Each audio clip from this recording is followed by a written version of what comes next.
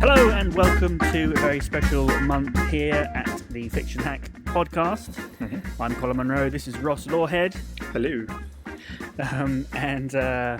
So it's NaNoWriMo month. Yep. So we're trying to do a few episodes that specifically relate to writing. Are you doing that? You're doing NaNoWriMo this month, aren't you? Are you still going? Are you on track? Mostly on track. So we're we're recording on day 9.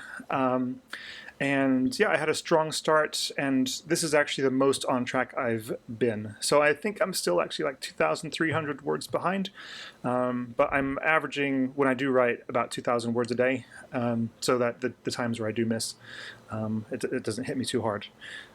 Yeah. So you we'll catch see. up a bit when you do write. Catch up a little bit. Yeah, that's the plan at least. But yeah, it's a busy month, so we'll see. But okay. Here's a top pro tip, which I didn't come up with, but this is the first time I'm actually writing a story that takes place in modern day, and mostly places that I've already been to. So that is a huge help. But it's something I haven't done before. Because you just know the stuff, you don't need to go and research what. That's right. Yeah. Things look like and what people wore back in the day. I mean, it's a cool location. Like it's the Schloss, so which you've been to. I have. But you probably need to explain what that is for the listeners.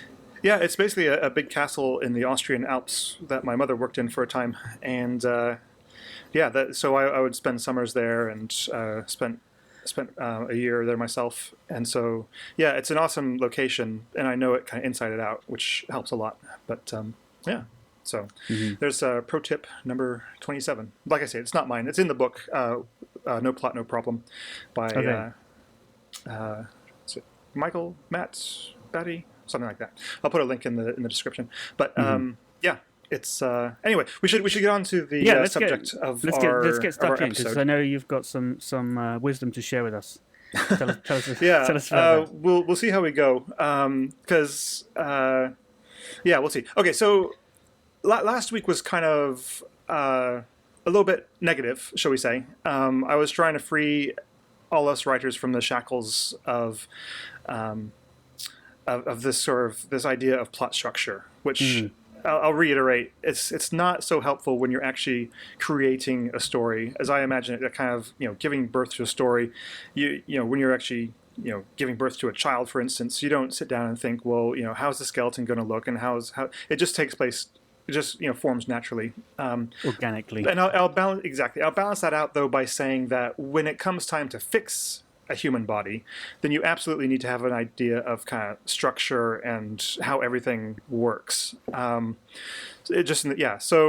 But to try to create around a structure, I always think that you more often than not end up with a kind of Frankenstein monster of a story, a bit that's just been kind of stitched together from other bits of stories, and is something that's really angry and will kill people at the slightest provocation.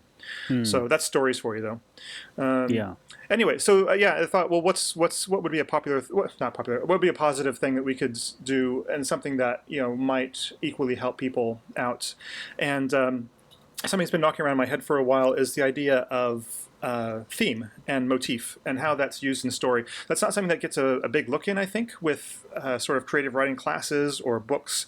But I've used it myself, and I think it can be quite helpful to give your book a kind of focus. I don't know how many writers struggle with the thing that I struggle with mostly, which isn't writer's block per se. It's kind of the opposite. It's a writer's paralysis, which you get to a point in your story and it could go in any direction, and any one direction is as good as another, and so you're just kind of left there thinking, well, what do I commit to in this situation? And but I think having a theme isn't going to help to kill that necessarily, but it will help give a little bit of direction where you may not have direction before. So you say theme and motif. Yeah. So just clarify exactly what you mean by that. Yeah, well, I have a little already, but I think about it as theme myself, but just doing a little bit of research around it, I've realized that what I've thought about as theme, I often people refer to as motif. Now, in a literary sense, when we talk about theme, a lot of people mean that to be, well, what's the message of the story? What's it all kind of aiming towards? The moral of the story. The moral of the story, or yeah, I mean, Romeo and Juliet is a play whose theme deals with love, let's say, or romance, that kind of thing. Yeah. Or another theme would be generational conflict for Romeo and Juliet. So it's got several themes, and really Shakespeare is is very good to. I mean, well, when we all study Shakespeare in school, we always get hammered in the themes of Macbeth is clothing and it's blood and it's this and it's that and all that kind of thing, which is true, but it's not something that gets ever kind of really circled back to when we start talking about other books, like Great Gatsby necessarily, or something like that. Yeah. I just thinking about the books I studied at school. So and it's not I would have thought that theme and motif is similar to act structure, like we were talking about last week. That it's something that you want, that you shouldn't think about too much, because it would those themes will just. Should happen organically. Is that not the case, do you think? I guess you could make the case. I found it to be helpful, because with my fantasy books, which I wrote myself, all by myself, I kind of consciously kind of decided. Well, I wanted to have poetry in them because I loved reading poetry in books when I were a lad. Like Lord of the Rings has got poetry in it. But I decided for each book I was going to kind of focus my poetry around a theme that book was dealing with, as a way just to kind of enhance it or reinforce just the direction that story was going. So in the first book, the poems have to deal with basically kind of a sense of discovery or a sense of wonder, because that was the most important aspect which my characters were going through, and I wanted to kind of just kind of find a different way of discussing that than actually just through the plot or through the characters' voices or their thoughts or something like that. And so I decided, well, we'll have the poems all have some kind of new aspect of discovery or wonder, or to deal with some sort of fantasy element. I didn't want to hit it too much on the head because it was just the first book and you're kind of easing people into it.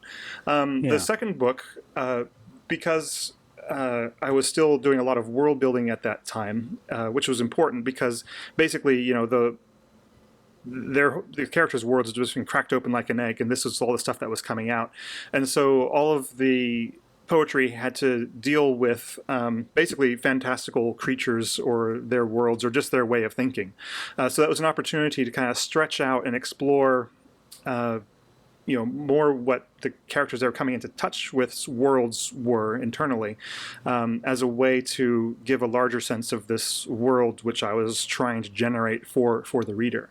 In the last book, it was a bit more directed, the themes or motifs, which was that all the poetry had to do with some sort of ending or decaying or some kind of cyclical death that would allude to a regeneration or a rebirth, which is kind of where the whole story had always been heading at that time. But, I still wanted to have what I would consider kind of a downward stroke with the poetry to kind of resonate with the downward strokes that the story was taking, which would eventually kind of bring you back up again. So that's the way that I use it. And it was... I think it was helpful just to kind of think, well, what's actually useful for something which I think a lot of people considered frivolous. Why does a fantasy story have to have poetry? What's the point of having this poem here? This was a reason to actually kind of write it, and it was a reason actually maybe to even keep it, because I could always say, well, this is important to the theme of the story, what I'm dealing with. Was there much poetry material that you wrote but then didn't include? No. I think there was probably maybe one or two pieces, but I would only do it if I thought that it would help the story. But yeah, didn't really want to do it. So that theme of discovery, say in the first book of the trilogy, I mean, obviously that's not just the theme in the poetry. That's the theme of the overall book, and you sort of did the poetry. Well, it's one of the themes. Yeah. But you sort of wrote the poems to help you and the audience, I suppose, stay kind of focused. Hmm. Is that what you're saying? Exactly, yeah, and you can. It doesn't have to be just poetry or Yeah, something which you might cut out that's not later going to on. be for everyone, is it? Yeah, I mean, a bunch of years ago, and you'll probably remember this. There was a book that came out called Planet Narnia, and then there's a short TV show. And a academic in Oxford basically wrote his paper around this guy called Dr. Michael Ward, who I've met and a few times, and he kind of I don't know, I think discovered is the wrong word, but maybe just kind of unearthed this idea, which I believe that C.S. Lewis wrote the Narnia books, each of them around a planet. And Hmm. I think I should have looked this up before we go, but I think maybe Lion, the Witch, and the Wardrobe maybe had to do with the moon. There was one that was Mercury. I think the Silver Chair was Saturn. And so with that in mind, I mean, he didn't obviously just kind of talk a lot about planets, but he looked at kind of, well, I mean, he was Lewis was an academic himself Hmm. into literature and myth and fantasy, obviously. He would kind of take the idea of Saturn and say, well, okay, Saturn. We're not talking about the planet, but we're talking about the Saturn god. We're talking about things that people have used Saturn to mean over the years, like a Mm-hmm. Saturnine disposition. And he said, well, okay, when a new character gets introduced, then we will, he's going to be a Saturnine character, So I think Puddlefoot is, what Elizabethan would have considered a person of Saturnine disposition. And then so it helped him kind of come up with ideas and focus the ideas, and then Hmm. all direct his ideas toward a certain point that he was Hmm. going to arrive at the story anyway. But this is kind of the tools that he used, because again, you're creating these fantasy worlds. Anything could happen. You can introduce any sort of characters, but this is something that will just help focus, keep you on track, just kind of nudge you. It's not something that you should adhere to rigidly. I think that's probably what you were talking about earlier. What we were talking about, with story structure last week was that people adhere to it way too rigidly and try to have certain things happen by a certain page number. Yeah, But yeah, this is just something that will just kind of gently nudge you on track when you get there. and almost be a source of inspiration, I suppose, Yeah, or help you yeah, find the totally. source of inspiration. Hmm. Hmm. Hmm. I think so. So, if someone was to not do this, Hmm. I guess a lot of people do. I mean, what's the risk of doing that? Or if you have no theme in mind, Hmm. can you tell? Is that what does that look like, I and why think is that very bad? few writers have got theme in mind right now. Hmm. I think a lot of authors maybe kind of fall back on genre and say, well, this is a crime story. It's got certain crime. There's certain cliches that we either use or subvert. And yeah, when I've heard people talk about genre, I think a lot of times they're using that in place of a theme, and just saying, well, this is a film noirish kind of story, and so I'm going to talk a lot about darkness and light and the weather and all that kind of stuff, and which is fine. And I think a lot of writers can intuit this kind of stuff. Yeah, I mean, artists are not generally analytical people by nature, so yeah, I think some people will kind of fall into it. But I think I don't know. I like it because it will add a little bit of color. So in the book that I'm writing now, Hmm. uh, it is what we were talking about. This castle. I got a boy in a castle, and then there's going to be a mystery element to it. So I'm consciously writing a mystery story, one that's going to have puzzles and things to uncover. And so I'll get to certain points, and I'll think, well, there was an early point where he was not understanding how his mother's room always got so messy after only one night of sleeping in it. And I could have used any number of words, but I decided to go with, well, he was mystified by this. And he was annoyed by this. He was perturbed by this. He was, puzzled could have worked, but I wanted to, try to highlight one of those elements of mystery or puzzlement, and so that's the word I used. And so I think if you keep kind of hitting that, and this is what this is actually where we get into what people describe as motif. This is what Shakespeare would do when he would always have his characters, garb yourself in this and all that kind of thing. It's like, well, he's got these ideas and concepts of, what is a king he's dealing with? It's like, well, maybe, part of what a king is just the clothes, that's what people respond to it in that time. So let's just, discuss the idea of clothes on another level within the story, and just kind of what people allude to or what people think and just kind of what people say about clothes. So I'm not doing it anywhere near as complex as what Shakespeare was doing. Almost none of us are.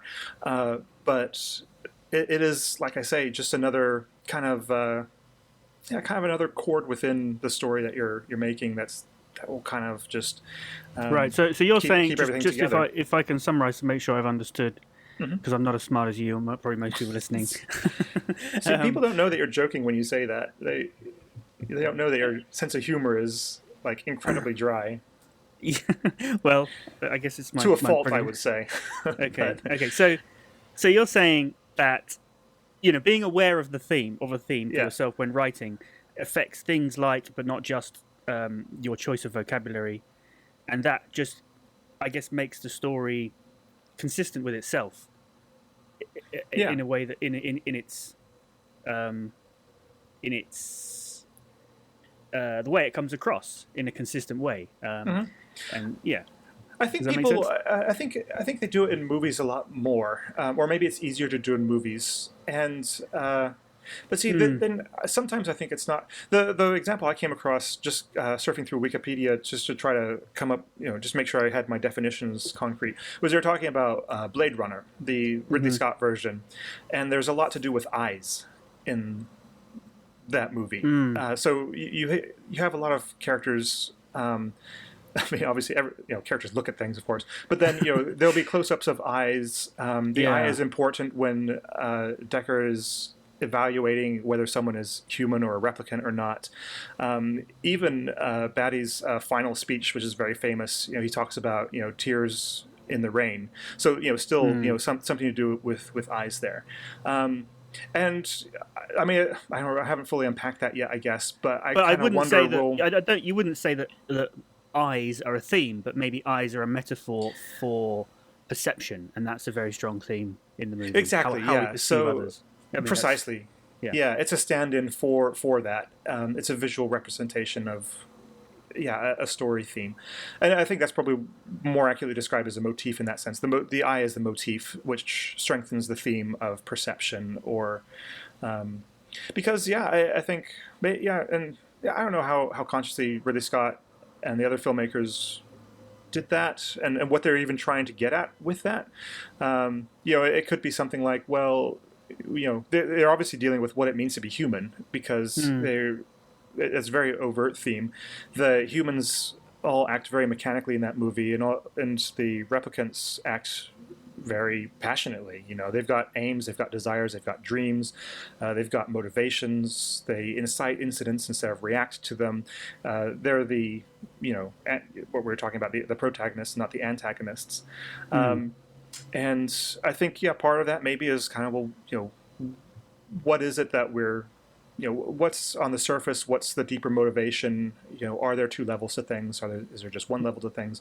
Yeah. No, I think in the case of Ridley Scott, that's definitely a conscious thing. I mean, it's similar things in Gladiator. Is a lot of one of the themes is like life and death, and there's lots of scenes of him sort of touching the ground or feeling soil in his hands, or brushing his hand against plants. And that's kind of a metaphor for.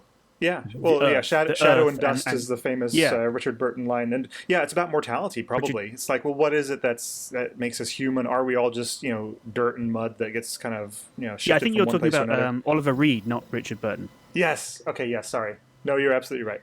Okay. Yeah. Yeah. So there's those themes and metaphors in Gladiator, definitely. So I think you're right. So okay, Ridley Scott. Yeah, we'll give him some credit for that. Absolutely. So how does these themes we're talking about relate to motifs? And what do you mean by motif? Yeah, so the motif would be kind of a recurring element, and it would be, or kind of a recurring perspective. So it's like I was talking about mystery and puzzles. The motif would be, if I continue to use the word puzzle or be, bepuzzlement or something like that. That's kind of the little traces that point toward the theme. The theme doesn't have to be explicitly stated, and it very rarely is. The motifs are kind of like the clues that the theme leaves behind, if you want to look at it like that. And then there's the theme. Those motifs there'd be variations on those motifs, and the way that they evolve is what enlightens the Well, audience. and it's like music. This is kind of where it's music. So you get a there is themes like within music, but then there's like also an idea of a leitmotif, which they talk about as well, which is kind of a little bar maybe that's repeated here and there. I think the 1812 overture has got that's a recurring refrain that occurs at several times within the piece itself, and then it kind of builds and builds and builds at the end to the crescendo. So I think if you're thinking in story terms, I think a lot of stories look like that piece of music would look like if it were a story. A lot of little kind of elements which it's not dominant all the way through, but then you realize at the end of it, this is what it was always building to, and it has this great rise and finish. So yeah. Okay. Anyway, that's kind of what I've pieced together about theme and motif, and just something to consider if you are doing NaNoWriMo. You're just writing your book. Just think, well, you probably already know what your themes are, or they've occurred to you by now. If we're in week 2, which is probably when this is going to go up, then yeah, maybe that's something that can just kind of nudge you back on track if you're finding the second half a bit hard going, shall we say? So you say the themes are probably not something that are overtly mentioned, but they're just there in the background. The motifs are more overt, but they're more metaphors for the themes. So how should writers be? Should they be coming up thinking of these motifs and thinking about different places they can put them in, or because then that sort of makes me think, well, then you're getting into too much structure and not allowing things to go organically like we were talking about last time. No, that's a good point. I think it's here's the thing: is that the difference in my mind, I think, is that for a lot of writers, this is stuff that's going to already be there anyway, and it's just being conscious of it, really. Yeah. So this is what I'm saying is that it is more to kind of nudge you back on your way when you've lost your way. It's nothing really to. I'm not saying anyone should sit down and just kind of list words that are around their motif, but if that's helpful, if you're that kind of writer, then absolutely do that if that's going to help you get the words on the page. But otherwise, it's just something to consider. Because like I say, it's something which I've used. I don't really know what to affect because with all the reviews I got in my books, absolutely. Well, only one person mentioned any of the poetry, and they did it in an interesting way. They were a kind of neo-pagan, and they noticed some elements that I'd borrowed from very early poetic forms, and they kind of got a thrill out of that. But they were the only one. Everybody else just kind of didn't know what to do with the poetry, which I think is more how poetry is viewed by society. Nobody knows what to think about it because of school. You put a poem in front of somebody, and if it's not a limerick, they're thinking, well, what's the meaning? What do I have to crack and decode? And they get all this anxiety from school because they always got bad marks in poetry. Because how can you get good marks in poetry? That's insane. Sorry, I got off on a rabbit hole. Got off on a rant. Yeah. But a little bit of a rant. But sorry, going back. Well, I remember hearing somebody say that at school that they used to use poetry as a punishment. Like you had to recite poetry or memorize poetry as a form of punishment. It's like, well, that you're never going to teach kids to appreciate poetry if you use it as a form of punishment. So, and I think Stephen Fry did a really good a book called The Ode Less Traveled, which he talks about very much kind of the nitty-gritty and the nuts and bolts of actually creating poetry. But he also said, like, very often our school children asked, well, did you like this poem? Did you enjoy it? Did it, do you want to read more of this sort of thing? They're just hammered home. It's like, well, what's the theme in this poem? What's the motifs in this poem? And underline, this and underline that, and what's the alliteration and all that kind of stuff. Which is, it's not wrong, but it's not why people write poetry, so it can be appreciated technically. It's so that they can communicate an emotion and hopefully enjoy it on some level. You don't have to, it doesn't have to make you feel good, but it should kind of feed your soul. And those of us who love poetry, that's what we understand it to be. But right. In any case, so anyway, we've gone off on a bit of a tangent about poetry, but these themes and motifs don't have to manifest themselves through poetry. Could be other things. Just that's what you chose to do in one of your book or your trilogy. Yeah, I mean, well, it's all a work of art, and I think it's also, I mean, if we're going to translate into other art forms and mediums, like you could think of it as a painting, well, what's the colors that this the palette painter uses? What's the palette exactly? Is it light or dark or? Yeah. Is it mostly blue? Is it mostly red? And how does that make you feel? Are the brushstrokes? A lot of long brushstrokes or very short brushstrokes. You look at something like Vincent van Gogh, and he's got very short blue strokes. And that's all giving an emotion. It's all giving a feeling. And you could equate that to the theme and the motif is the compositional elements and the colors and all that kind of thing. So there are a lot of different ways to use it, and this is by no means meant to be comprehensive, but it's just meant to sort of maybe kick off a little bit, something, because like I say, you can go to classes and seminars about building character or structuring your plots or dialogue and all this kind of stuff. But I think very often we don't think about theme, and it can be another good tool in your toolbox to use. Just to help you communicate your story effectively. Great. Okay. Yeah. Well, let us know how you're getting on with NaNoWriMo. Please do get in touch with the hashtag #FictionHack on Twitter. Yep. That's the best way to get hold of us. You can follow me at Colin_Munro. That's MUNRO, the Scottish spelling. And Ross, do you want to give us your Twitter handle? Yep, I'm at Ross Lawhead. That's all one. I'm also on Instagram at Ross Lawhead. I usually just take pictures of books that are lying around my house.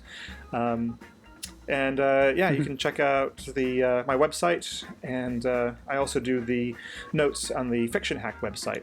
I put a lot of time and effort into those, just like my poetry. So why not go over and give them a little check? And we'll see you next week. Get busy living or get busy dying. Be excellent to each other. Bye.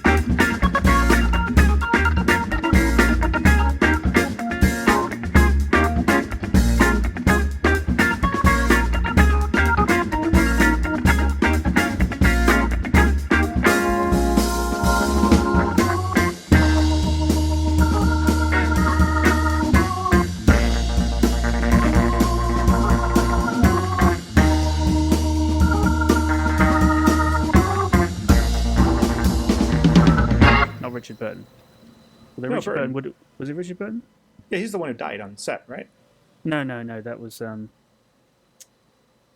I think you'll find. No. We have to look this up now. Okay. Richard Harris did die, and he was in that movie, but he didn't die in that movie. No, he died shortly afterwards, but he did the first Harry Potter movie in between. First two of them, yeah. Yeah. Who was it? The one who was always drunk. Yeah, that's Burton. Is it? He's married to Elizabeth Taylor a bunch of times. Apparently they're doing a sequel to Gladiator. Oh, we're... No, it's a prequel. No, it is a sequel. Hang on. With a different Gladiator? No, it's, the nephew. Oliver Reed is who you're talking about. Oh, that's what I'm talking about.